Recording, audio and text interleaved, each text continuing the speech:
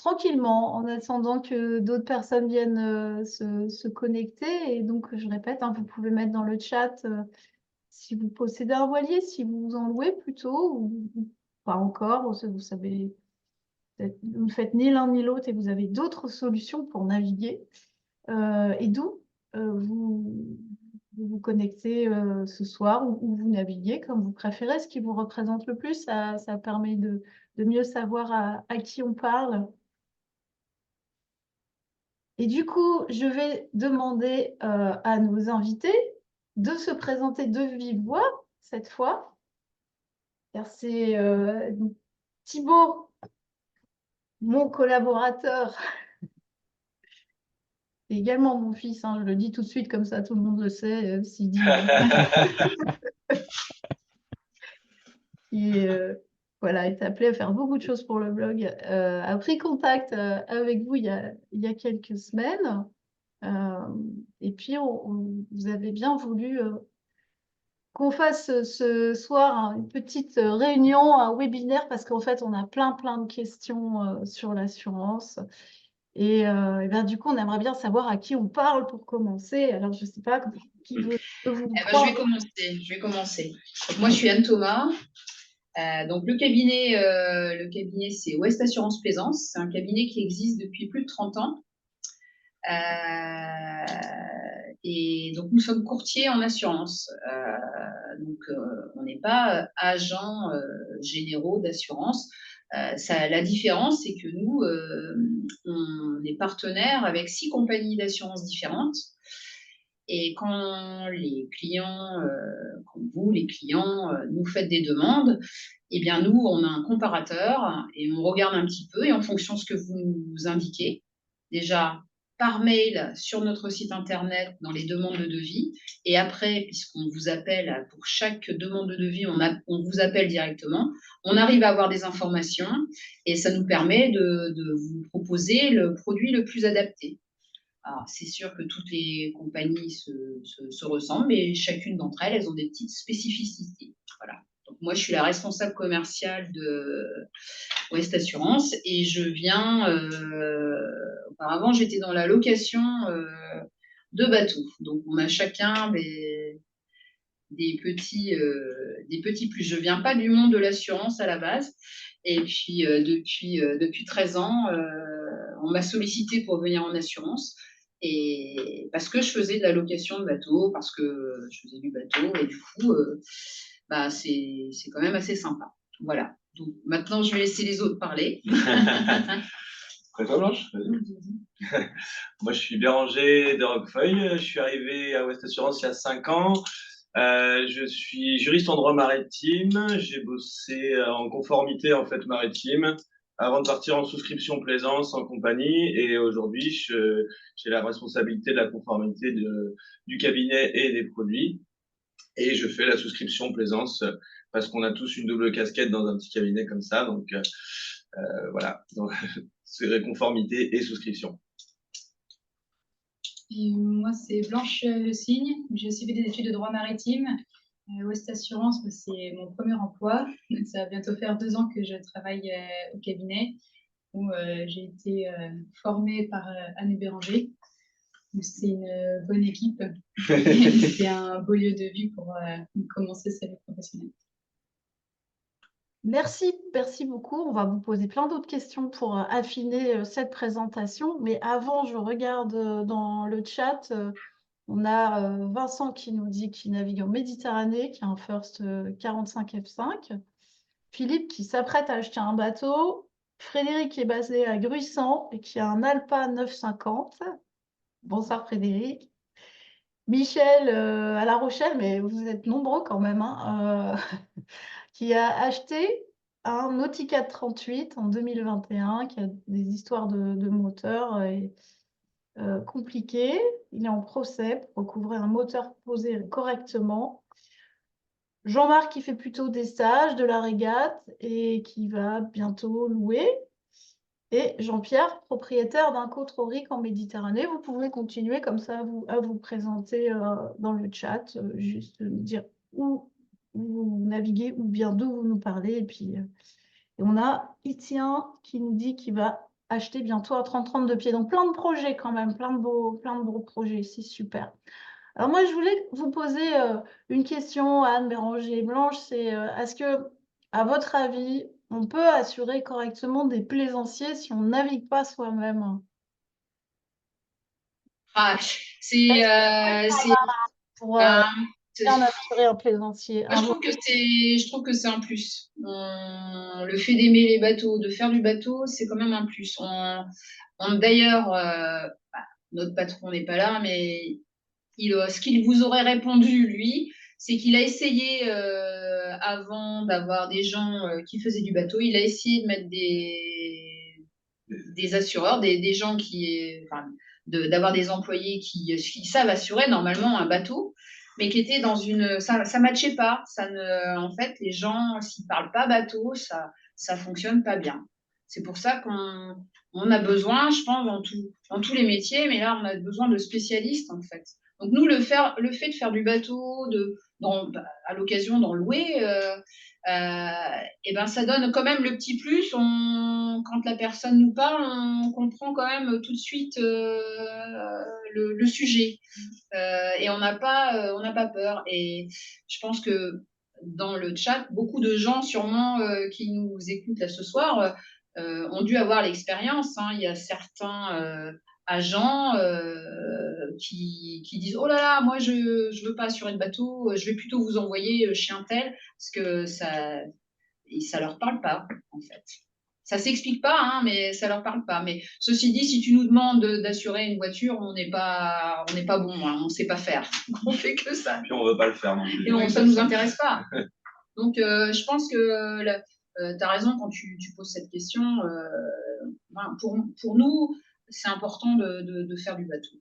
C'est important. Je me dis que pour bien saisir les enjeux, tout le monde, enfin n'importe qui d'entre nous ici, on peut très bien pendant un certain temps faire des navigations assez banales et puis d'un seul coup décider de sortir un petit peu du cadre ou bien juste avoir un sinistre. Hein. Et à ce moment-là, la discussion va devenir un peu plus technique. On va utiliser pour décrire ce qui s'est passé ou ce qu'on veut faire. On va employer des termes marins et c'est vrai que si on ne parle pas la même langue, je me dis que ça m'est pas encore arrivé. Donc voilà. Si on ne parle pas la même langue, je pense que ça peut vite être compliqué, quoi. Ouais. Tout à fait. Puis, il y a une question d'appétence évidemment évidente, c'est-à-dire que nous on est content de venir au boulot pour bosser avec des gens qui font du bateau et autour des bateaux, donc on est forcément plus dynamique et plus content des produits qu'on vend, des produits qu'on se vend à nous-mêmes, hein, qu'on utilise nous-mêmes en tant que plaisancier. Donc on a évidemment une attention particulière au contenu qu'il y a dedans, parce qu'on est directement concerné. Et savoir poser les questions adaptées aussi en fonction de l'utilisation du bateau, de la zone de navigation ou de mouillage, par exemple. Oui, oui. Et une compagnie plutôt qu'une autre. Alors, entre-temps, on a Jean-Louis aussi qui nous dit qu'il est coéquipier sur différents bateaux et qui voudra des clarifications. On les donnera tout à l'heure, hein, les questions, mais vous pouvez commencer si vous souhaitez à mettre des questions dans le chat. Thibaut va les suivre et on les posera au fur et à mesure. Et s'il y a des questions qui n'ont pas été traitées, vous pourrez à la fin, de vive voix, les poser. Et donc, Cathy de Marseille qui a un 50-27 qui refait son bateau au Vieux-Port et qui aussi aura peut-être une question au sujet des navigations à l'étranger. Et ça, c'est des questions que j'ai eues aussi. Mais avant, au sujet de l'assurance, une autre question pour bien poser le cadre. Est-ce qu'on est vraiment obligé d'avoir une assurance pour naviguer? Quelles sont nos obligations? Est-ce que vous pouvez nous éclairer là-dessus? Pas d'obligation de s'assurer. On n'a pas d'obligation de s'assurer. Mais maintenant, les ports, pour avoir une place au port ou un mouillage, ils demandent aux clients une assurance minimum, l'assurance de responsabilité civile, de dommages aux tiers. On appelle ça, nous, la RC au tiers. Et ça, maintenant, c'est beaucoup plus difficile de passer au travers des mailles du filet. Hein. Les capitaineries demandent des attestations. Et c'est très bien. Enfin, nous, on ne va pas prêcher pour notre paroisse, mais on serait vraiment pour que l'assurance soit obligatoire. Je vais sûrement peut-être avoir des gens qui vont peut-être dire, mais nous, on serait pour. C'est pas du tout, on ne le voit pas comme un aspect financier, mais c'est vraiment tous les soucis qu'on peut avoir. C'est-à-dire, je n'ai pas d'assurance et je vais blesser quelqu'un en naviguant. Bah là, c'est grave. Si on n'a pas d'assurance, c'est très, très, très grave. Hein. C'est-à-dire que tant que c'est que du matériel, bon, on va dire OK, mais si vous blessez quelqu'un, c'est du corporel. Et là, on appelle ça la loi d'emmerdement maximum. Ça. Donc, c'est pas obligatoire, mais c'est fortement conseillé. D'accord. Et donc, en fait, il y a des ports dans lesquels on ne peut pas rentrer, même théoriquement, parce que je ne sais pas s'ils viennent forcément vérifier si on a une responsabilité civile Ah.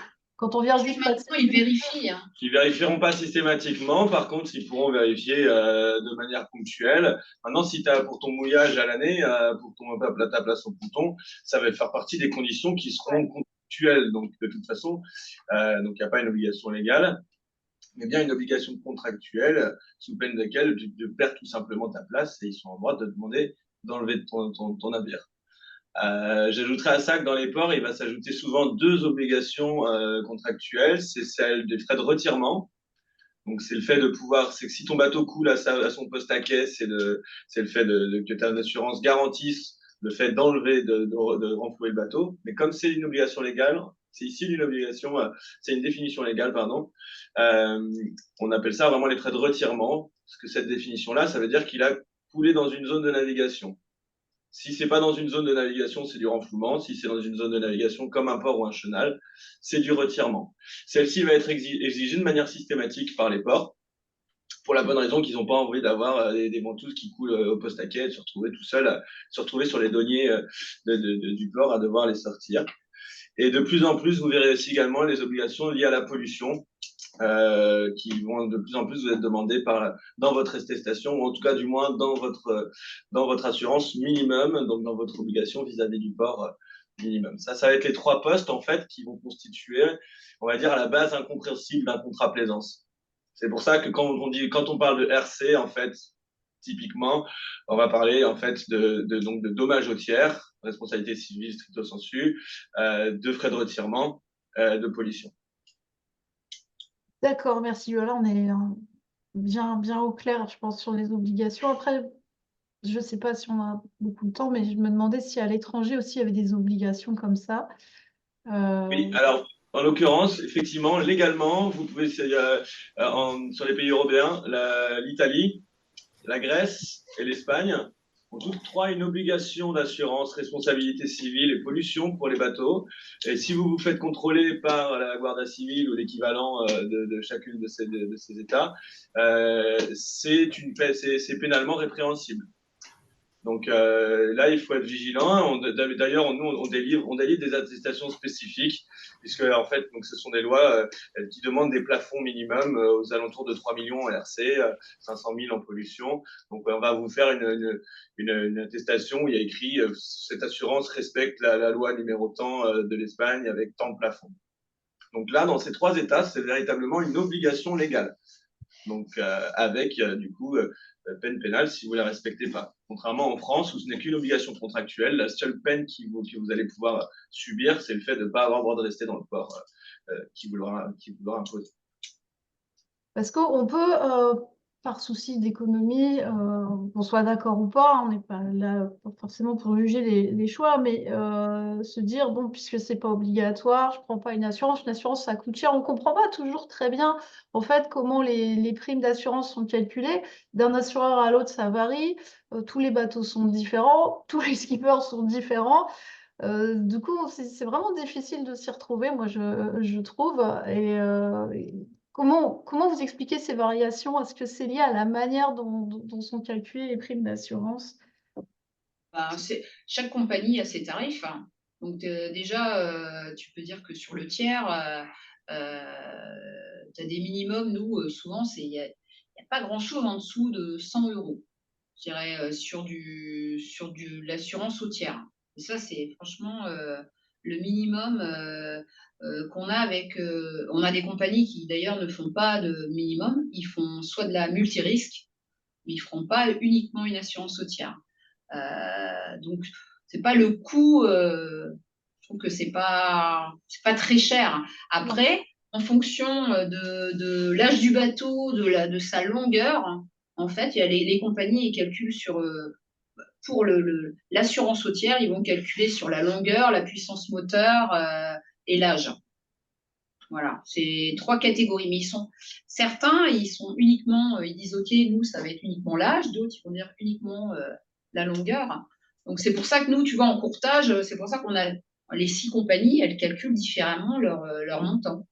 Tu en as une qui dit, bah, moi, je vais faire 100 euros et puis et je vais inclure de l'assistance, par exemple. Et puis, tu en as une autre qui dit, bah, moi, je ne mets pas d'assistance, mais moi, je vais faire 180 euros. Tu vois, on est vraiment. Chaque compagnie, encore une fois, dit fait sûrement selon ses résultats qu'elle a eu l'année d'avant et vont faire des choix. Hein. Mais c'est rarement en dessous de 100 euros. Hein. Les compagnies, en fait, ont ce qu'on appelle des actuaires à l'intérieur de leurs salariés. Ils ont une direction spéciale qui est l'actuariat et donc qui s'occupe de faire des statistiques. Les statistiques, comme disait Anne, sont faites sur les résultats. Donc, ils étudient les résultats. Par exemple, on a eu tant de bateaux, ils vont faire des tranches d'âge, ils vont faire des tranches en regardant les matériaux, les zones de navigation. Et par rapport à tout ça, ils vont essayer de comprendre quelle est la prime minimum pour qu'ils puissent dégager un bénéfice tout en permettant d'assurer un risque avec les plafonds qu'ils veulent offrir à leurs clients. Donc, c'est comme ça que sont dessinés les produits en fonction des appétits des compagnies, c'est-à-dire quel risque elles préfèrent prendre. Et ben les primes vont être plus ou moins élevées. Une compagnie qui aura eu souvent beaucoup de sinistres sur un matériau en particulier va appliquer des majorations en conséquence. Donc ça peut être très divers en fait, juste par rapport à l'histoire de la compagnie et parfois juste une histoire de malchance. Parce que le risque, c'est quand même en assurance, on assure l'aléatoire. Donc là, ça se peut vraiment qu'une compagnie n'ait pas de bol et que ce soit son portefeuille qui prenne tout un été et va avoir évidemment une réaction en conséquence d'augmenter ses primes sur la typologie de bateau qui lui aura le plus fait souffrir. Voire résilier certains modèles de bateaux. Voire résilier purement et simplement quand elle pense que le risque devient inassurable. D'accord, c'est intéressant. Donc, ça invite quand même, quand on cherche un assureur, à aller voir plusieurs compagnies, en fait. Oui.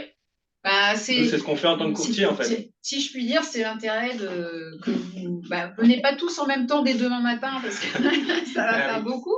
Mais c'est pour ça que aller voir un courtier, c'est quand même sympa, parce que nous, on a déjà fait une partie, on sait dans les partenaires qu'on a, on sait qui va dire, qui dit oh là là, je veux pas de bateau en bois, par exemple, ou de vieux gréements. On a des compagnies qui disent moi, je veux pas ça. Et puis d'autres qui disent ah oui, ben moi je veux bien. Donc c'est assez sympa parce qu'on a déjà fait une partie des recherches en fait. Donc c'est un côté chouette. Sans vouloir. Moi aussi. C'est un côté chouette. Hein. Nous, on est contents. Hein. Donc, c'est très sympa de faire ça pour les clients. Il y a Cathy qui dit quand on a un bateau ancien, on peut essuyer un refus pour obtenir une multirisque. Et ça, c'est quelque chose. Effectivement. Oui, allez-y. Cathy, tu as raison.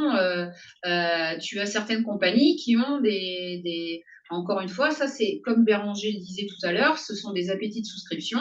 On a des compagnies qui disent nous on s'arrête par exemple à 40 ans. Voilà. Des bateaux qui ont plus de 40 ans, on les prend pas. Et puis on a d'autres compagnies qui disent non, moi ça me dérange pas, j'ai pas de limite. Donc certaines vont dire moi j'ai pas de limite, mais je veux une expertise de moins de 6 mois à terre. Et puis d'autres disent j'ai pas de limite, je veux pas d'expertise, mais par contre moi je voudrais un rapport photo. Voilà, donc tu vois, on arrive, et puis quand on ne sait pas, mais c'est rare qu'on n'arrive pas à trouver. Hein, ça nous arrive. Ça nous arrive. Casser pour trouver si quelqu'un passe un bateau. C'est chouette, si tu veux, le côté agréable de ce métier qu'on vous présente ce soir. Le côté agréable, c'est Si on est là que pour assurer des bateaux en polyester de moins de 20 mètres, j'ai envie de te dire que tout le monde est censé le faire. Nous, on est quand même assez contents on va avoir, ok, un bateau neuf, on va jusqu'à 3 millions de souscriptions. Donc, des fois, on a des bateaux juste en RC avec des petits papis qui vont pêcher. Alors, la margate ou la morgate en fonction de où vous trouvez. Mais tu vois, des petits bateaux qui ont juste besoin d'une ERC et puis juste l'appel d'après, ça va être un client qui va dire moi, je fais de la location, je suis en société et mon bateau vaut 2,5 millions. C'est ça qui fait on se décarcasse, on essaye de trouver pour tout le monde. Donc, c'est assez sympa. Ouais, justement, tout à l'heure, tu disais, venez pas tous en même temps. Alors, je pense qu'un certain nombre de personnes sont déjà couvertes aujourd'hui, mais ont des questions techniques. Elles vont réfléchir. Mais justement, vous êtes à Saint-Malo, on est d'accord? Là, on a des gens qui sont à La Rochelle, d'autres à Marseille, à Paris. C'était intéressant de voir ça. J'ai peut-être oublié d'autres endroits. Mais clairement, nous, on assure les bateaux partout en Europe et on fait même des tours du monde. Donc, on n'a pas de limite. Hein. On n'a pas de limite. Alors, vous, non, peut-être, mais je veux dire, quand on a un bateau et que on y tient comme à la prunelle de ses yeux et puis à sa vie aussi et qu'on veut être bien assuré en fait, on va avoir envie d'avoir une relation de confiance avec son assureur. Et par exemple, moi, j'ai cette question-là qui est venue, ou une remarque qui est venue de la part de Thierry qui râle parce qu'il dit maintenant c'est bien simple, tout est informatisé. Et donc les rapports humains qui font qu'une assurance, c'est des questions qui m'ont été posées avant, hein, les rapports humains qui font qu'une assurance peut être aussi bonne que mauvaise disparaissent de plus en plus. Et donc, il y a des gens qui sont mal à l'aise avec les discussions à distance, avec l'informatisation, effectivement, des échanges. Et je me demandais comment vous faites. Est-ce que vous avez beaucoup de clients qui peuvent pas venir vous voir physiquement finalement? On en a très peu. Majorité. On a très peu de clients qui viennent. Tout se passe par téléphone, tout se passe par Internet, mais les gens nous appellent et tu vois, ils sont pas sur un truc, ils tombent pas sur une plateforme qui dit tapez 1, tapez 2, tapez 3. Chez nous, ils auront toujours quelqu'un. Tu vois, parce qu'on a des équipes. Si moi je peux pas répondre, c'est Béranger. Si c'est pas Béranger, c'est Sandra. Après, tu as Blanche, tu as les équipes. Non, mais on a Elisabeth, on a des équipes. On est 5 en permanence téléphonique, de toute façon, pour l'assurer. Maintenant, moi, ce que je dirais, c'est que pour l'avoir vécu, on fait des tarifications et le client va finalement aller souscrire chez l'agent d'à côté. Je pense qu'il faut privilégier la compétence à la proximité quand on parle de plaisance. Pour la bonne raison que nous, on a une capacité d'évolution dans le temps, hein, contrairement à un agent, comme disait Anne tout à l'heure, et surtout qu'on a une meilleure capacité de compréhension du risque que celui qui fait, avec 3/4 de son temps, qui fait de l'auto ou de l'habitation. On arrive aujourd'hui avec le téléphone à pouvoir se parler de manière continue avec nos clients. Sans que ça pose de problème sur la proximité qu'on puisse avoir. On arrive à le faire, mais par contre, on ne demande pas de choses digitales. On va pas sur nos formulaires de devis, on demande de passer par un formulaire sur le net, évidemment, parce que c'est plus commode pour nous quand on a une masse de demandes. Maintenant, pour les personnes dont ce n'est pas du tout l'appétence de passer sur Internet, on les prend, les personnes des téléphones, une par une, et on le fait une par une également, c'est pas un souci. Quoi qu'il en soit, quand on a une demande de devis, on rappelle toujours les personnes. Quand on a une déclaration de sinistre, ça se fait on rappelle toujours les personnes. On a évidemment besoin des pièces par mail. Heureusement, on ne les demande pas par courrier tamponné. Donc, il y a vraiment pas de souci là-dessus, à mon sens. Il y a François qui demande si c'est vous qui gérez les sinistres, s'il y a un sinistre, ou bien si c'est la compagnie d'assurance. Si tu veux, là, sur la base, les deux. Mais les deux, en fonction des compagnies, on a des compagnies où on a une délégation complète, en fait, donc on gère le sinistre complètement au cabinet. Et on a d'autres compagnies, on récupère les pièces, ce sera toujours nous les interlocuteurs. C'est-à-dire que jamais le client n'aura la compagnie en direct, qu'on fasse toute cette délégation sinistre ou alors qu'on soit passe-plat. C'est-à-dire que le client, c'est pas lui qui va se retrouver à essayer d'appeler Tartampion, vous avez je sais pas où. un interlocuteur unique pour tout votre sinistre, de toute façon, Ouais, et ce sera qui chez nous. est quelqu'un de chez nous. Donc là, en tant que courtier, en fait, une grosse différence de l'agent, une différence juridique entre le courtier et l'agent, c'est que nous, l'agent, il représente la compagnie, quand nous, on représente le client. Donc, c'est important pour nous, en fait, d'être votre voix auprès de la compagnie. On a des clients qui, des fois, essayent de se dire que ça va aller plus vite en passant par la compagnie, sauf que, bah non, eux, ils arrivent, c'est des inconnus pour les gens de la compagnie. Pour nous, c'est des gens qu'on connaît, avec qui on travaille tous les jours. Donc, il est évident que si c'est nous qui appelons, on connaît le nom, on les connaît, on tutoie les souscripteurs ou les gestionnaires de sinistres. Donc ça, c'est pour ça qu'on emploie un courtier, c'est pour avoir cette facilité vers parce que faut pas se leurrer, ça reste des monstres administratifs aujourd'hui, ces grosses compagnies. Donc, heureusement que vous avez le courtier qui est capable de connaître le nom et le prénom de la personne qui va pouvoir se débrouiller. Alors, si on reste un tout petit peu sur la question des sinistres, toujours Thierry tout à l'heure avec qui j'ai eu un échange de mails, il me disait qu'il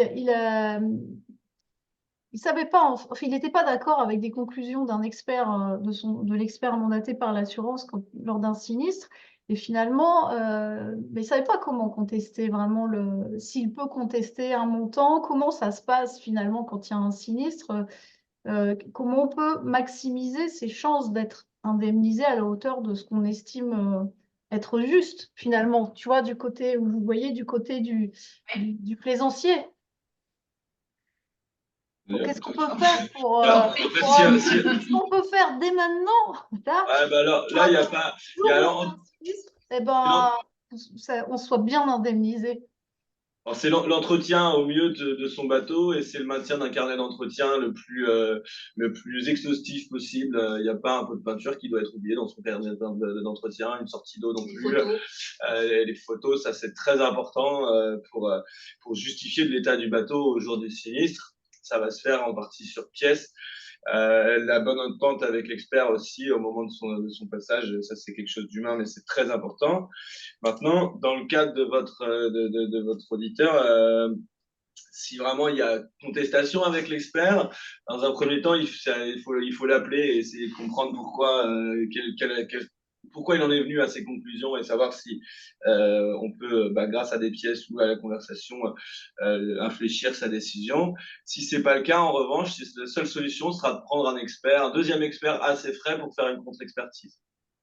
Donc, le moyen préventif, c'est l'entretien du bateau et de bien garder par-devers soi dans un carnet d'entretien le plus d'éléments possibles qui puissent justifier de cet entretien, ce qui va grandement changer la valeur de bateau à la lecture de ces pièces. Il y a des carnets d'entretien type? Il y a beaucoup de gens qui font ça. Il y a même aujourd'hui des solutions digitalisées. Sur Internet, on trouve beaucoup. Ça vient souvent des gens qui développent des solutions comme ça. On n'a aucune préférence, on n'a aucune obligation là-dessus. Quelqu'un qui le fait dans son classeur lui-même en rentrant le soir, c'est très bien aussi. Voilà, il y a certains prestataires aujourd'hui qui font des carnets d'entretien digital, mais ça s'adresse à du coup, ceux qui ont envie de le faire, ceux qui aiment bien ce support. Encore une fois, pas d'obligation, pas de forme, pas d'obligation de forme. Et alors, vous parliez d'expertise et de contre-expertise. Justement, on avait une question là-dessus. Comment choisir un expert, sachant qu'il n'y a aucun diplôme particulier requis, et quelle est ensuite la crédibilité d'une expertise? Alors là, on parlait en sinistre. Alors en sinistre, il n'y a pas vraiment en sinistre dans un premier temps. Vous n'aurez pas le choix pour l'expert principal, puisque c'est la compagnie, enfin via nous qui le choisissons. En revanche, en termes de contre-expertise, effectivement, vous aurez une totale liberté. Donc aujourd'hui, il existe des chambres d'expertise comme le Sésame, la FIAM, le CNPEM, tout ça qui sont donc des syndicats d'experts qui se regroupent et qui jugent entre eux de leurs compétences. Ça, c'est déjà une indication qui est plutôt qui permet de savoir qu'il y a une porte d'entrée. Quelqu'un qui n'a aucune de ces accréditations, ça veut dire qu'effectivement, il a juste posé au fronton de sa maison, je suis expert, point barre. Je pense que le jugement par ses pairs, c'est déjà pas mal comme filtre. Maintenant, il ne faut pas hésiter aussi à en rencontrer plusieurs. Et il y a une question de feeling. Il y a des cabinets aussi d'expertise. Donc, un expert qui déjà est accrédité par une chambre et ensuite fait partie d'un réseau, bah, ça veut dire qu'il a passé la porte d'entrée de la chambre, ensuite de celle du réseau. Donc, il est connu. Donc tout ça, ça veut dire qu'il est connu et Il est qu'il a… sérieux. Il y a du sérieux, Voilà. quoi. Donc ça pour vous, dans votre recherche, c'est important de regarder qu'un expert ait bien ces accréditations-là. Voilà, c'est une forme de sanction finalement pour pouvoir faire le métier, pouvoir faire bien le métier. Et donc, si jamais, après un sinistre, on prend son propre expert parce qu'on n'est pas satisfait d'expertise de l'expert mandaté par l'assurance, qu'est-ce qui se passe après s'ils n'ont pas les mêmes conclusions? Si la conclusion du deuxième expert est plus favorable? Eh ben, il faudra… C'est renvoyé à la compagnie. C'est renvoyé à la compagnie qui fera sa décision entre les deux, qui va prendre, comment dire, qui aura toute liberté pour prendre sa décision. Si vous n'êtes toujours pas d'accord avec la compagnie, il faudra aller devant le juge. D'accord. À ce stade, vous êtes encore là ou pas? Au stade du Bah, du juge ou deuxième au stade expert. d'avant? Par exemple, j'ai un sinistre et puis je te dis, bah, Béranger, moi je suis pas d'accord avec l'expert de l'assurance. Du coup, je mandate le mien. Est-ce que tu les fais se parler entre eux? Ça nous est arrivé d'avoir les deux situations où on était nous-mêmes du coup plutôt avec du coup un expert qui avait clairement été très sévère et là en fait on a passé directement en réclamation vis-à-vis de la compagnie. C'est aussi une chose qu'on peut faire. Hein. Il existe des services réclamation qui sont ouverts à tous et également une médiation de l'assurance. Je suis allé un peu vite d'ailleurs en vous disant le juge, désolé. D'abord ça sera réclamation puis médiation avant de passer au contentieux. Et ça nous est arrivé de nous de prendre vraiment de prendre parti pour les deux et on peut pas juste se cacher derrière un expert, mais mine de rien c'est quand même eux les sachants, donc même si on a une petite expérience du bateau, c'est un petit peu prétentieux pour nous de dire ah bah non t'as vraiment déconné. Et en revanche, une fois, on avait ce sentiment qu'il avait vraiment déconné, donc c'est parti en réclamation et finalement, on est parti en geste commercial et c'est comme ça qu'on a arrondi les angles avec entre tout le monde. D'accord, donc vous êtes un peu des diplomates aussi, finalement. Voilà, mais encore une fois, on n'est pas là pour contredire l'expert. Hein. Ça, c'est très important. Dans un monde idéal, en cas de sinistre, c'est l'expert mandaté. Il faut quand même essayer de se le mettre dans la poche. Ouais, alors là, si ouais, on peut se permettre, pour être tout à fait franc, il faut essayer de Lui offre un café? mais clairement, d'essayer c'est de des discuter. humains. Hein. Déjà, il faut être là. Déjà, il faut être présent parce que présent, des fois, certains ne sont pas présents en cas de sinistre. Il faut être présent pour l'expertise de son bateau. Ne pas être présent le jour de l'expertise, effectivement, ça c'est déjà un point en moins quand il s'agira de négocier avec l'expert ce qui est pris, ce qui n'est pas pris et les éventuels taux de vétusté appliqués. Donc oui, être présent, même si on n'est pas forcément d'accord, toujours rester poli. Hein. Nous, on a des retours d'expertise qui se passent vraiment très mal avec des mots vraiment plus hauts que l'autre. Il est évident que dans une telle situation, on ne perd pas l'expert dans sa poche. Ce sera très dur ensuite d'aller lui dire quoi que ce soit. D'accord. Peut-être passer à la question, avant de revenir sur des questions de propriétaires un peu plus assez pointues également, juste sur les gens qui louent des voiliers. Quand on loue un voilier à une société de location ou bien à un particulier, est-ce qu'on est couvert par l'assurance systématiquement par l'assurance du propriétaire ou de la société de location? Est-ce qu'on est couvert intégralement? On n'est pas couvert intégralement. On laisse une caution quand on loue un bateau, on laisse une caution avant l'embarquement et on est responsable de cette caution, à hauteur de la caution. Au-delà, l'assurance principale du bateau qu'on loue prend le relais. D'accord? C'est comme si on a une phrase qu'on dit nous, c'est j'en ai l'usage, j'en ai la garde. C'est vraiment, tu reçois, tu fais un contrat de loc, tu as des conditions générales au dos, il faut bien contrôler ces conditions générales. Il y a un petit pavé sur l'assurance, il faut bien contrôler ça dans les conditions générales. Si vous louez un bateau et qu'il n'y a pas de conditions générales, ou il y a quelque chose qui vous étonne, il faut pas signer, il faut pas dire ok, il faut pas signer le devis, faut quand même bien regarder, hein. On a, en général, les loueurs assurent les bateaux en multirisque, hein, et donc pour un usage location. Mais on découvre, hein, puisque nous, on a des produits d'assurance pour les locataires, on découvre que certains, c'est très très rare en France, hein, mais certains loueurs européens, on va dire indélicats, disent que la caution ne serait plus une limite d'engagement de la part du locataire. Ce qui tendrait à dire que le locataire pourrait payer beaucoup plus que la caution qui est un dépôt de garantie. Donc, il faut vraiment faire très, très attention. C'est comme tout, hein, il faut lire sur les contrats de location, c'est moins long à lire qu'un contrat, que des conditions générales d'assurance bateau, hein, mais pour la location, il y a souvent 2 ou 3 pages. Il faut quand même lire ça, hein. C'est extrêmement important. Parce que là, moi j'ai lu c'était dans les Voiliers 2 articles. Un premier, c'était quelqu'un qui avait dématé, mais dans du petit temps, hein, sans avoir touché au gréement ni rien, sur un bateau de location, et il en a été pour 2000 euros de sa poche de caution. Et Ah, alors qu'il n'a rien fait, quoi. Le bas est tombé, mais quand on lit son récit, on se dit, bah, ça pourrait être un défaut d'entretien ouais. du bateau. C'est pour ça qu'il est très très important de faire l'état des lieux lors de la mise à disposition, hein, d'émettre toute réserve, et que si on a le moindre doute, en fait, c'est chiant parce qu'on est parti en vacances et du coup on va rester sur le quai. Mais nous, on a des locataires qui partent avec les bateaux malgré qu'ils aient bien vu que le bateau n'était pas dans toute sa fraîcheur, quoi. Et ensuite prouver la vétusté contre le loueur, c'est très dur. On peut se protéger de ça ou pas? Si vous voulez, éventuellement dans des réserves lors de l'état des lieux. D'accord, mais on ne peut pas être assuré en plus. Pas pour de la vétusté, quoi qu'il en soit. Une assurance ne saura jamais couvrir de la vétusté, quelle qu'elle soit. Donc, il n'y a pas d'assurance spécifique pour un locataire qui, lui… Si, nous-mêmes, on fait le rachat de franchise. Nous-mêmes, Ouais. on le propose, mais c'est une assurance qui couvre un dommage comme l'assurance, hein, qui couvre un dommage suite à un accident.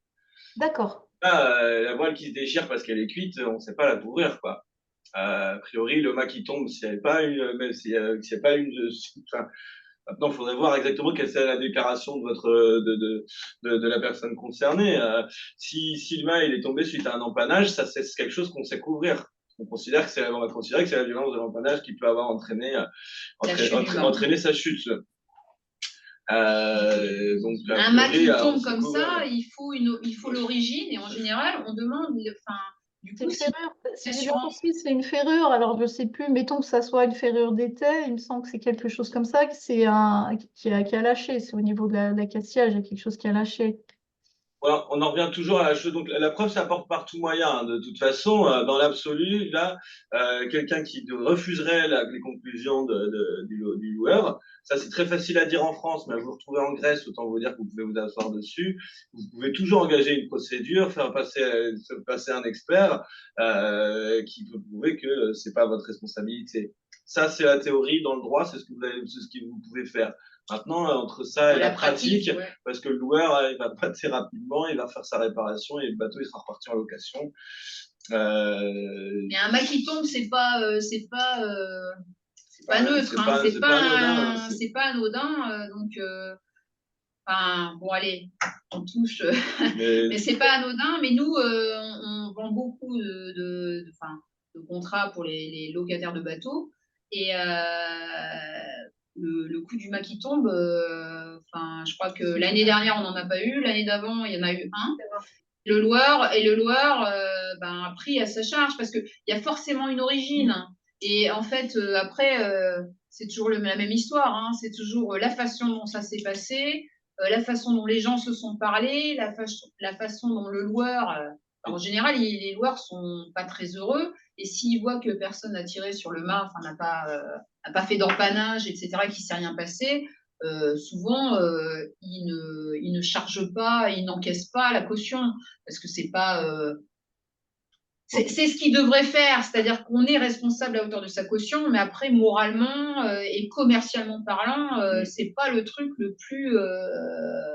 C'est pas le mieux. Hein. Nous, on a eu tous les cas. On a eu des loueurs qui disent qu'on encaissait les cautions, rarement, et des loueurs qui ont dit, ben non. Il y en a beaucoup qui sont, faut pas. On dit, il y en a je quand même prends beaucoup pas. qui sont honnêtes. Hein. Là, on est vraiment dans une loi de Pareto.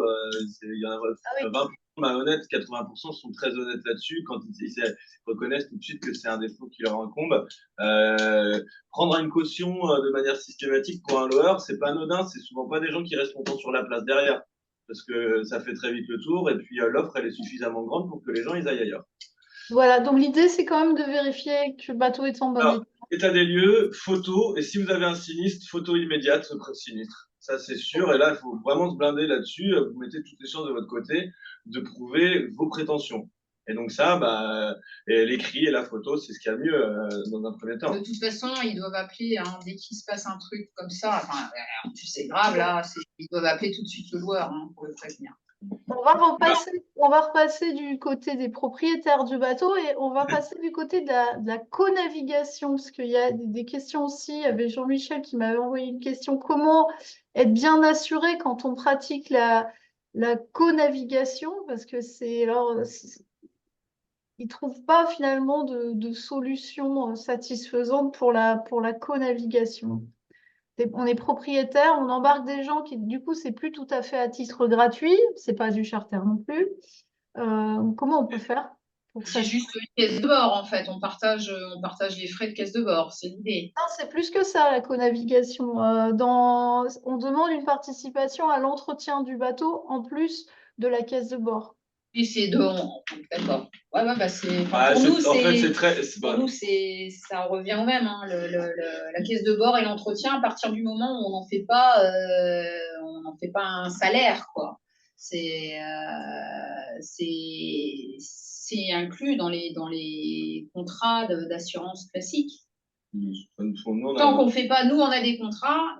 Quand c'est de la location, ça veut dire que vous avez un contrat de location, etc.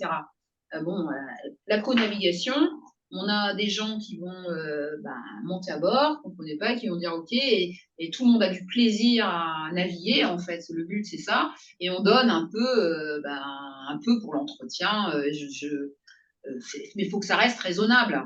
Parce qu'on a des gens qui. Il y a de la fraude, hein, si je puis parler de la fraude à l'assurance, mais vous avez des gens qui finalement en font un commerce.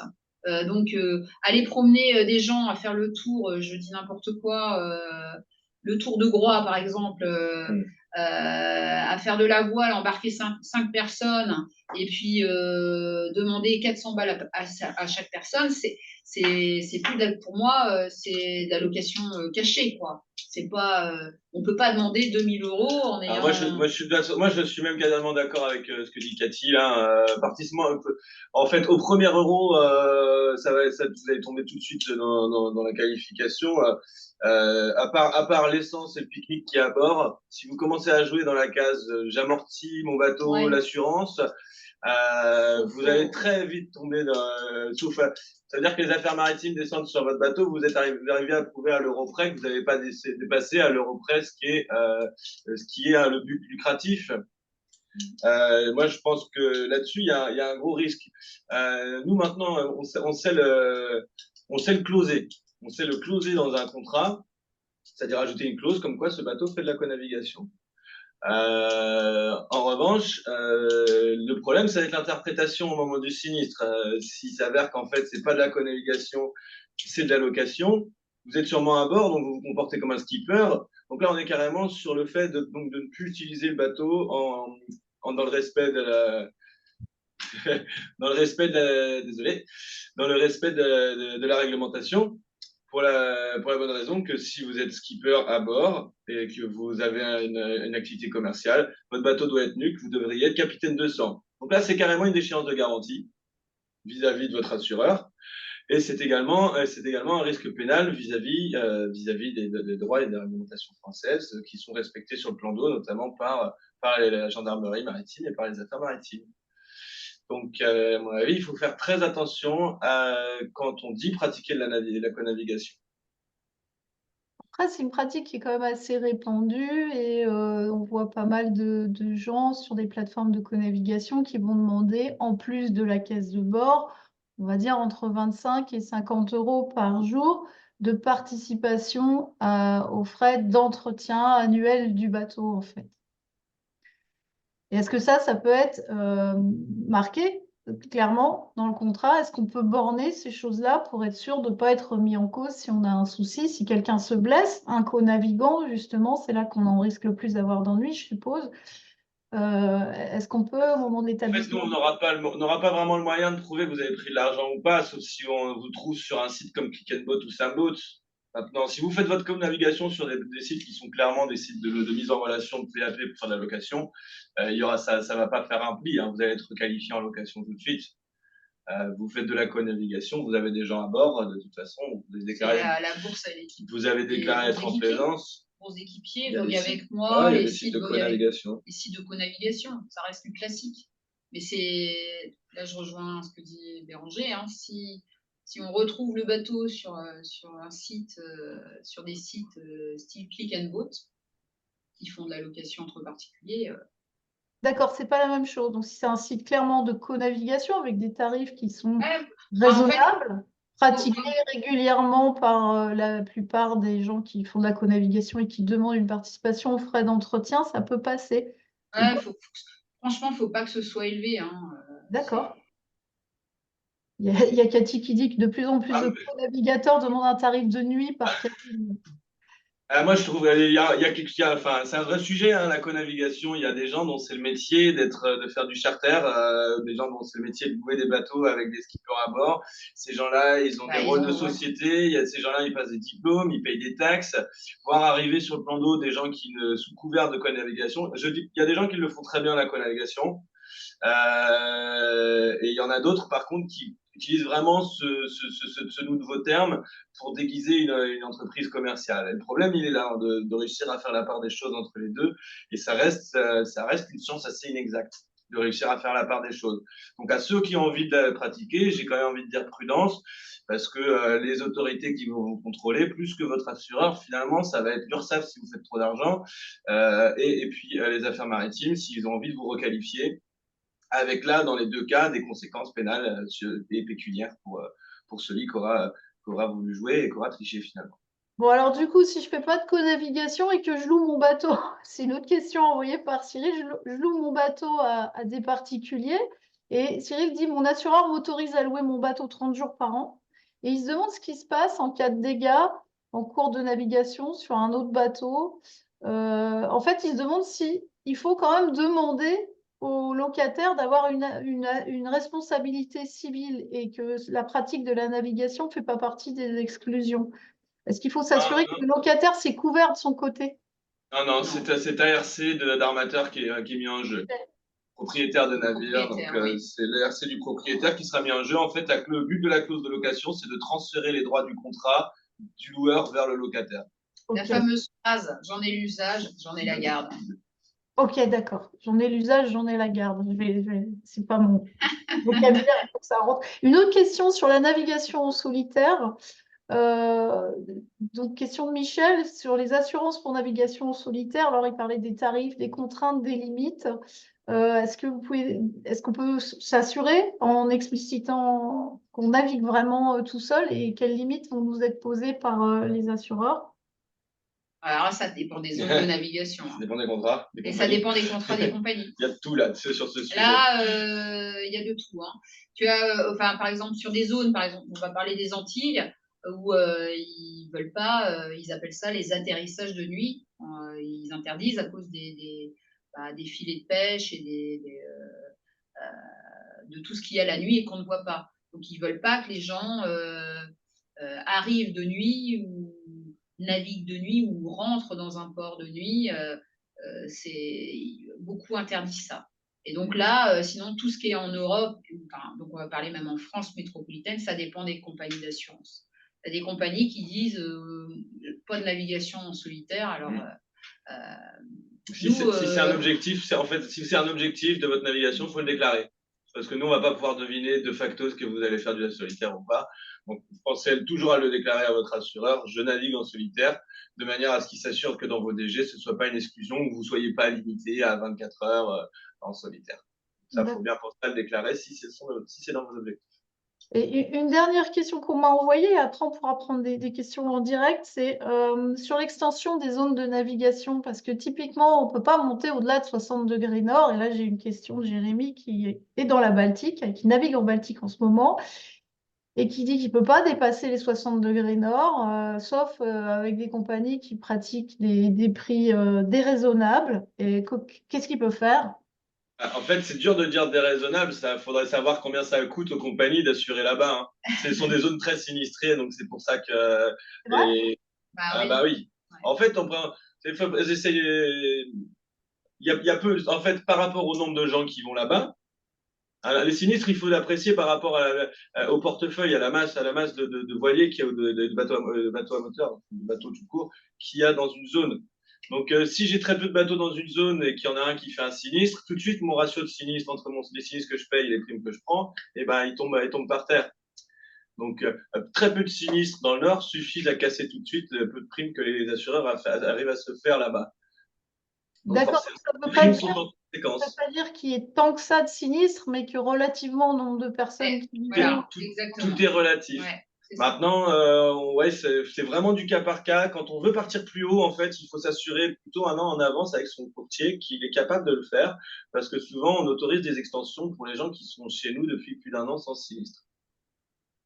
Il est dur d'arriver en fait d'en haut et de dire au dernier moment prenez-moi, sauf que en fait les assureurs ils aiment bien avoir du bon risque avant de prendre un risque un peu plus dangereux, donc ils aiment bien ça. Oui, mais là, c'est peut-être son cas, ça sera peut-être le mien d'ailleurs aussi. Il a déjà une assurance et il se peut, alors là, je ne sais pas si Jérémy est là, non, je ne crois pas. Si son assureur lui dit non, alors que c'était l'assureur avec lequel il était jusque-là, eh ben, il faut faire la demande. À ce moment-là, il faut faire le tour. Hein.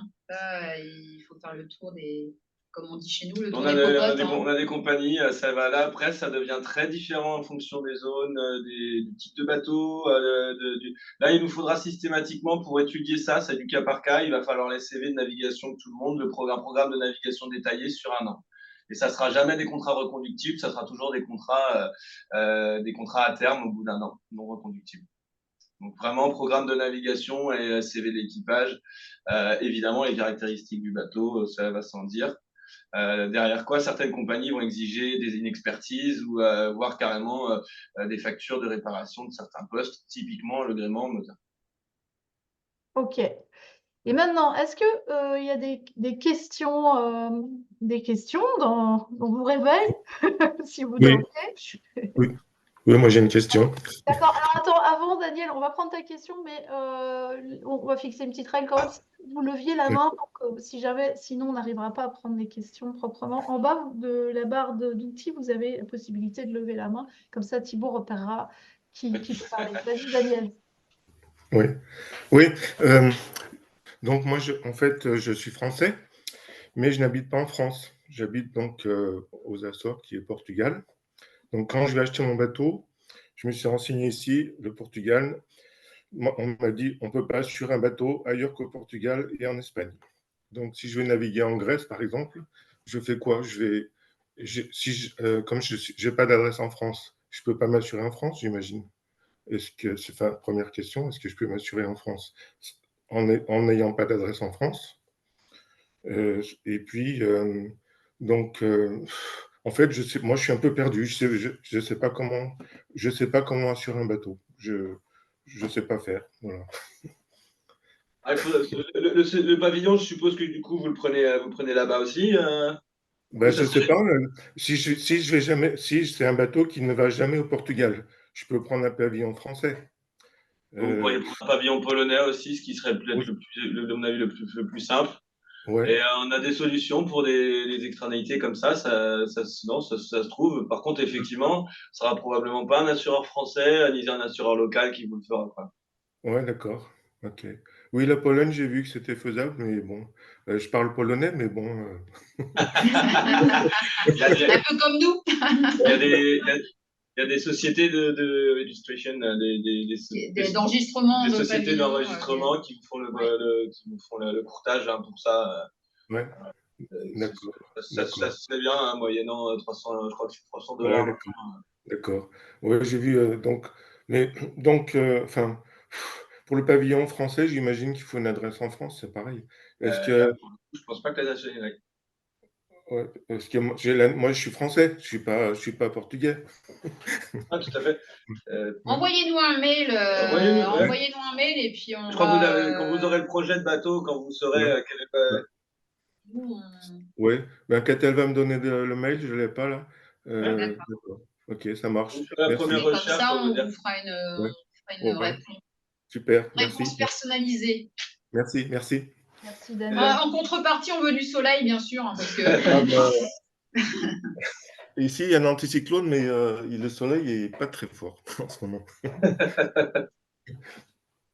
Alors après, on a Cathy qui voulait parler. Cathy, tu peux activer ton micro. Oui, me voilà. Oui, bon, ça date pas de tout à fait les dernières années, mais quand je suis partie pour naviguer pendant 2 ans, j'ai eu un gros souci pour assurer mon bateau pour la période dans les eaux américaines. Ah, il y a des périodes qui sont très compliquées là-bas, où il y a très peu d'assureurs qui vont vouloir le faire, effectivement. C'était quoi? C'était pour rester un an? On Sur est quel... passé 6 mois, donc on avait fait le visa puisque l'ESTA ne suffit pas, on avait tout fait pour le bateau, mais par contre, pour se faire assurer sur la côte est des États-Unis, ça a été la croix et la bannière. Et vous aviez essayé avec un assureur. Là en vrai, euh, comme on dit toujours, hein, là, c'est toujours au cas par cas, tout s'étudie, mais le mieux dans ces situations, c'est souvent de voir avec un assureur local.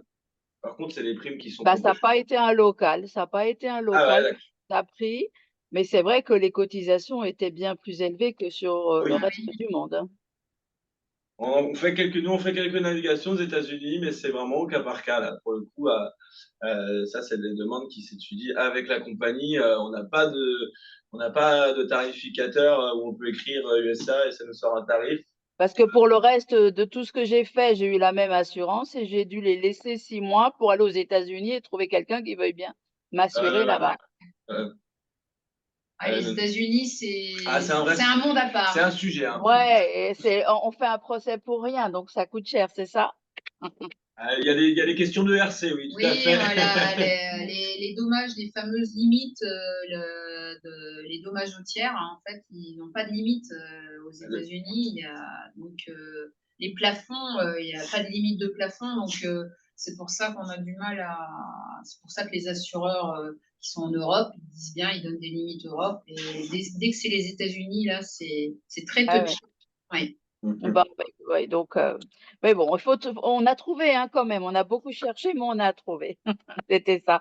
Mais j'espère que ça va s'améliorer parce que c'est tellement magnifique à faire que je trouve que c'est dommage parce que c'est limitant. Vous avez beaucoup de coins, là, il y a quand même des belles zones. Toutes les côtes françaises, on a quand même déjà d'un beau Non, terrain de mais jeu. j'avais déjà fait beaucoup, hein. J'avais déjà fait 1 an et demi d'Amérique centrale, d'Antilles et tout. Ah oui. Donc, mais on voulait vraiment faire un truc un peu différent, quoi. Voilà. Ah Et ouais. c'était génial. Honnêtement, c'était un voyage génial. Vous nous Très donnez envie de différent. partir, hein, Ah, c'est sûr. attention. Hein. Ah ouais, non, non, j'en garde des souvenirs très forts. C'est pas impossible, Arriver mais à c'est la très. Statue de la Liberté avec son voilier dessous, c'est pas désagréable quand même, hein. On peut imaginer à ce stade. Et après, monter au Cape Cod et au lieu de voir les dauphins, vous voyez les morses, c'est pas pareil. Et les phoques.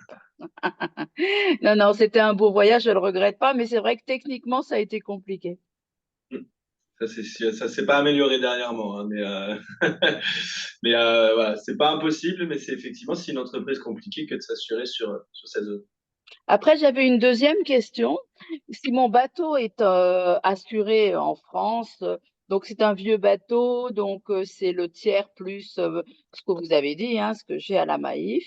Est-ce que si je vais sur la Corse et la Grèce, sur la Corse, ça ne pose pas de problème en théorie, mais sur la Grèce, est-ce que c'est suffisant ou je dois contracter une assurance complémentaire? Je connais pas le produit de la Maïf, donc Ah voilà, bah c'est RC plus avec leur euh, plafond, il faut plus s'assurer il faut vous assurer qu'ils aient le plafond suffisant pour respecter la loi grecque, ainsi que Ouais, la donc pollution. le plafond RC, le plafond de pollution. Le mieux, c'est vous leur demander de vous délivrer l'attestation grecque spéciale. Soit ils sont capables de le faire, ça veut dire qu'a priori vous êtes dans les clous, soit ils sont pas capables de le faire, et auquel cas, il faut changer de compagnie. OK, bah merci du conseil. Merci pour vos réponses. Pas de quoi. Est-ce qu'il y a d'autres questions? Si vous n'arrivez pas à allumer votre micro, vous pouvez les poser dans le chat aussi. Je vous rappelle que vos micros sont coupés, hein. Ah d'accord, ok. Bon, Ah, je prends la parole, je suis Daniel, hein, j'habite à Cayenne en Guyane, là. D'accord. Donc, je souhaitais acheter un bateau en Suède. Donc, mon dévolu était sur un Monsoon 31, donc Albert Racing, ou un Widow 40.